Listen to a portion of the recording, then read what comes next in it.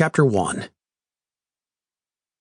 Jones had been calling Recker's phone multiple times an hour for the past 2 days, not getting a response to any of his calls or messages. He was beyond worried at that point. He knew something had happened. Something had to have gone terribly wrong. Whatever it was, he knew it must have been gravely serious for Recker to not get back to him. Not only that, but Recker didn't complete the assignment. In the 9 months they'd been in operation, it was the first time Recker didn't successfully complete the task. It was supposed to be an easy mission, at least as easy as any could be in their line of work. He was supposed to be looking after a woman who was being stalked and harassed and had recently received a death threat. The perpetrator didn't appear to be that serious a threat, at least not for Recker. The man in question had no violent past and didn't seem to own a gun, not one that they could trace anyway. That's why Jones was so perplexed as to why Recker had suddenly gone missing. He couldn't find any signs that Recker willingly left town, or had been taken to a hospital, or had been taken to a city morgue.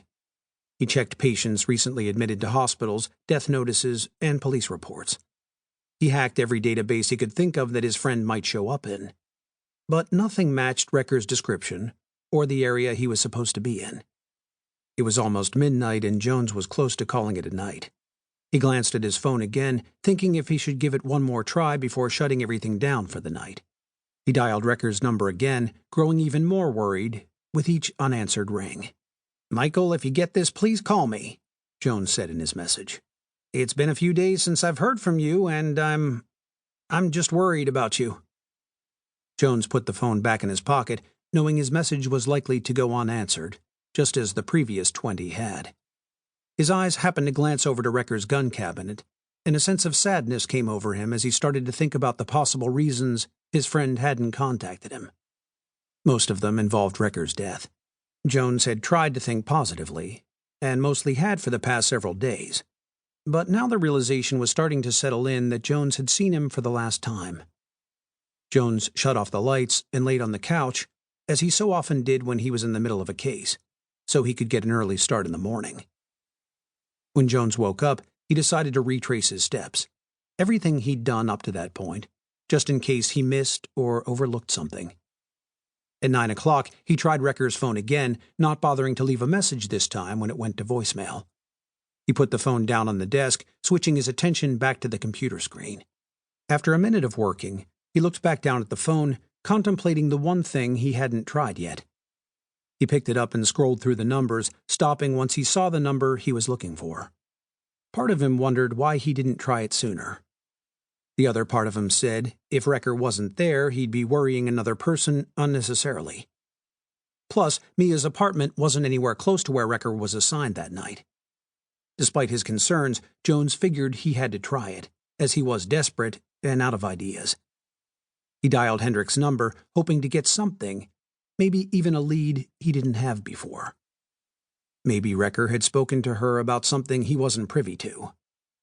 After the 4th ring, Hendricks picked up. "Hello," she said. "Ms. Hendricks, how are you?" Fine. Do I know you?" "Not directly. I was wondering if you could help me with something." "I'm not helping you with anything until I know who you are," Hendricks scoffed. "My name is unimportant," Jones said. "What is important is a mutual friend of ours." "I'm sure we have no mutual friends," she said.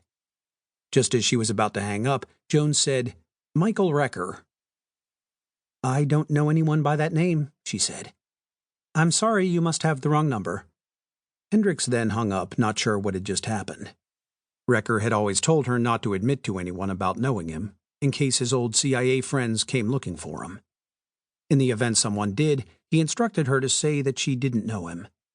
If they showed her proof, she was to say he used a different name.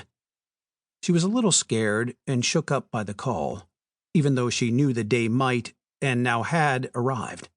A slight grin came over Jones's face, knowing that Recker had taught her well. Though Jones always had his doubts about Recker knowing and trusting her, he always told him she wouldn't be an issue, that she would never give him up. It appeared Recker was right, though Jones was upset that it had come to this for him to finally believe it.